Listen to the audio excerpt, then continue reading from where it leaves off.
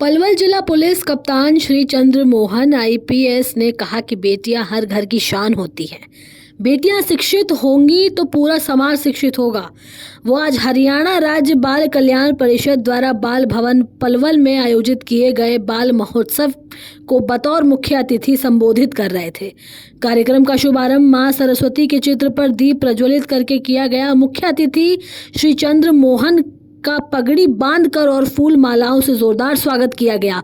बच्चों ने रंगारंग सांस्कृतिक कार्यक्रम प्रस्तुत किए। बच्चों की प्रतिभा देखकर पुलिस अधीक्षक श्री चंद्र मोहन ने प्रतिभागियों की जमकर हौसला बढ़ाया और इस अवसर पर हरियाणा राज्य बाल कल्याण परिषद चंडीगढ़ के उपाध्यक्ष परीक्षा शर्मा, मंडल अधिकारी फरीदाबाद कुशमेंद्र यादव, जिला बाल कल्याण अधिकारी सुरेखा डागर भी मौजूद थी। धन्यवाद करूंगा जिला बाल कल्याण परिषद जिन्होंने आज मुझे इस अवसर पर आमंत्रित किया। पहले तो सबसे पहले जितने तारीफों के पुल बंद हैं इतना कुछ है नहीं, ठीक है। This is quite unfortunate. अगर ऐसे कहूँ कि स्टार्टिंग में उन्होंने कहा बहुत ईमानदार। देखिए, एक समय था जब ईमानदारी को हम फॉर ग्रांटेड लेते थे और करप्शन एक दुराचार था।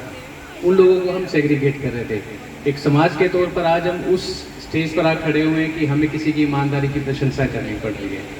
वैसे एक समाज के दृष्टिकोण से देखें तो बड़ी दुखद प्रोग्रेस हमारी, इसे मैं कहूँगा, आज़ादी के बाद।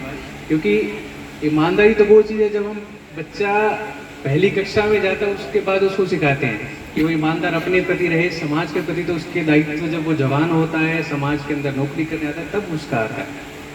But this is quite unfortunate.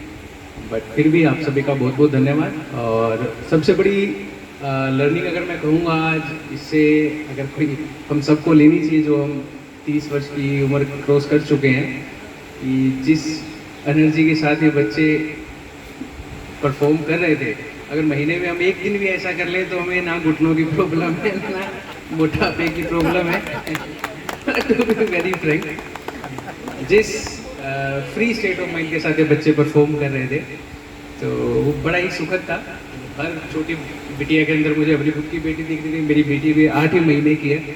मैं बस ये देख रहा था 1 साल में होगी तब ये यहाँ ये परफॉर्म कर रही होगी।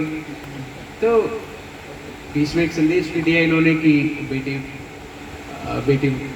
बेटी बचाओ बेटी पढ़ाओ। तो देखिए, ये तो हम सभी मानते हैं कि बिटिया जो है वो हम सब के घर की शान है।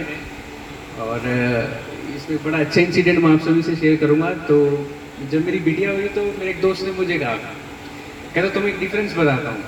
तो उसका एक बेटा एक बिटिया है, तो वो 1-1.5 साल के डिफरेंस है।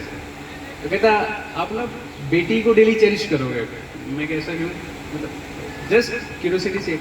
तो उसने कहा, अगर मैं बताता हूँ। कहता मेरा बेटा है 9वीं में, बिटिया है 11th में। तो कहता जब मैं घर आता हूँ ना तो बेटी अगर सो रही होगी ना तो आगे पूछे कि पापा खाना खाया नहीं खाया। कहते जब मैं 11 बजे आऊँ जब 12 बजे आऊँ। और अगर मैं 8 बजे भी आ जाऊँगा तो मेरा बेटा खेल रहा होगा ना और जगह में जाके सो जाएगा, अरे क्यों आ गया। तो this is reality. Lighter note, ठीक है, सब भगवान का स्वरूप ही है, बेटे हो चाहे बेटी हो। बट हाँ, इसमें कोई डाउट नहीं है कि बेटियाँ हमारे जीवन का रंग है। तो मेरी बेटी आज 8 ही महीने की, पर तो मैं कई बार सोचता हूँ जब ये शादी होके जाएगी तो मतलब शायद आंगन सोना होगा। ये शायद हम सभी इस चीज़ को मानते हैं। और मेरी तरफ से, जिला पुलिस की तरफ से बाल कल्याण परिषद को मैं ये कहना चाहूँगा कि हमारी पुलिस लाइन का कैंपस काफ़ी बड़ा है। हमारे पास बहुत सी सुविधाएं हैं। जब भी आपको कोई ऐसा प्रोग्राम करवाना हो तो आप लोग उस प्रीमाइस को ज़रूर यूज़ कीजिए। हमारी तरफ से आपको पूर्ण सहयोग रहेगा। और इसके साथ ही एक संदेश आप लोगों के लिए, जितने भी हम लोग यहाँ पर रहते, कि हमारा देश आज आज़ाद हुए हमें बहुत साल हो चुके हैं, 75 वर्ष के करीब हम आ चुके हैं।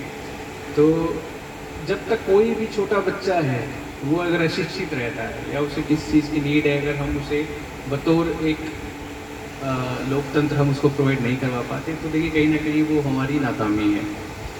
तो मैं तो आप सभी से एक अनुरोध है मेरा आप सभी से कि हम सब जो हैं ये समाज में, देखिए एक राष्ट्र या एक समाज पावरफुल तब होता है जब सिविक सोसाइटी या उस सोसाइटी के अंदर रहने वाले लोग सजग होते हैं। तो यदि आप लोग अपने आसपास की जिम्मेदारी उठाते हैं, कि हाँ हमारे यहाँ पर एक बच्चा शिक्षित है। या देखिए ज़रूरी नहीं कि हम ही उनको फंड करें, समाज सरकार की ओर से बहुत सारी ऐसी स्कीमें हैं जो उनको फंड करने के लिए मौजूद है। मेरा तो सभी से अनुरोध ये है कि जहाँ भी कभी हमें कोई ऐसा बच्चा नीड दिखे तो एटलीस्ट जो जिला के अधिकारी हैं उनके संज्ञान में जरूर लाएं। देखिए बहुत सी सारी चीज़ें होती हैं जो हमारे संज्ञान में नहीं आती, परंतु आप लोग हमारे लिए आँख हैं, कान हैं, आप ही हमारे लिए हाथ हैं, तो ऐसा ज़रूर कीजिए। मैं अभी रिसेंटली मैडम को मैं यही बता रहा था अभी वो हैपेंड कि अभी नवरात्र जब खत्म हुई तो कल चक वाले दिन कुछ बच्चियों को मैंने बुलाया, तो वो सभी बच्चे गरीब परिवारों से थे। तो उनमें से एक छोटी बच्ची थी, शी हैज़ अ डिजीज़ कि उसको थोड़ा सा अगर प्रेस कहीं भी कर दोगे तो उसकी बेचारे की बोन ब्रेक हो जाएगी, परंतु उसका पढ़ाई में इतनी रुचि है कि वो ऑनर एवरेज डिग्री 3 किताबें ख़त्म कर देती है। This is an extraordinary quality she has. तो ऐसे बच्चों को हम आगे लाएं, हम उनका सहयोग करें, एक सरकार के तौर पर, एक समाज के तौर पर, एक उनके हमारे समाज के ही तो भाई बहन ही हैं सब, हमारे ही बच्चे हैं, कोई बच्चे हैं, कोई भाई बहन है, उनको हम बतौर समाज में उनको सपोर्ट करें। मैं तो यही कहूँगा आप सभी से कि आज अगर हम एक छोटी सी चीज़ यहाँ से अगर ले जा पाएँ तो वो ये है कि बच्चा है, ये फूल हैं, इनको हमें नर्चर करना है, छोटे छोटे बीज हैं, इनको हमें नर्चर करना है। और मेरे आने का उद्देश्य सिर्फ एक ही है कि शायद इनमें से एक बच्चा भी किसी की छोटी मोटी समझ में पड़ेगी या इस वर्दी से कोई इंस्पिरेशन ले जाएगा, शायद वो आगे बढ़ जाएगा। क्योंकि हमारे एक प्रोफेसर हुआ करते, ज़्यादा टाइम ले रहा हूँ आपका, जस्ट लास्ट मिनट। तो देयर यूज्ड टू बी एक IT दिल्ली, मेरी बीटेक IT दिल्ली से है, तो वहाँ पे एक प्रोफेसर हुआ करते थे, तब तो वो काफ़ी टाइम हो गया, रिटायर हो गए। तो उनका नाम था professor Madan Gopal, he was from Tamil Nadu. तो जब हम पढ़ते थे उस टाइम वो करीब 77 या 78 वर्ष की आयु के थे। तो वो बहुत ही सॉफ्ट स्पोकन थे, और उनकी वैसे मैं बता दूं कि उनकी वैल्यू क्या थी कि अगर वो किसी भी बड़ी इंडस्ट्री में जहाँ पे मैन्युफैक्चरिंग प्रोसेसेस अगर हैं, तो वहाँ पे अगर उनकी एक सिंगल विजिट भी करवाते तो it costed around 20 lakh rupees per hour, 20 lakh रुपए पर घंटे का वो चार्ज कर सकते थे। उनकी टाटा मैक्रोवेल्स की उनकी किताबें उन्हीं की लिखी हुई थी। तो एक दिन था, वो सर्दियों का दिन था, तो हमारी क्लास चल रही तो कोई चुप नहीं हो रहा था। वो बहुत ही सॉफ्ट स्पोकन थे, बहुत ही सॉफ्ट स्पोकन, चप्पल पहन के आया करते, शर्ट उनकी बाहर होती थी, कभी टकिन नहीं होती थी, एक लूज सी पैंट, और एक वो पुराने ज़माने का चश्मा उनका सिंपल वो पहन के आते थे। तो वो एक दो बार उन्होंने प्यार से कहा चुप कर जाओ, मुझे पढ़ाने दो, तो बच्चों ने वैसे ही मतलब ध्यान नहीं दिया। और ये आप देख रहे थे मुकेश कुमार की एक खास रिपोर्ट।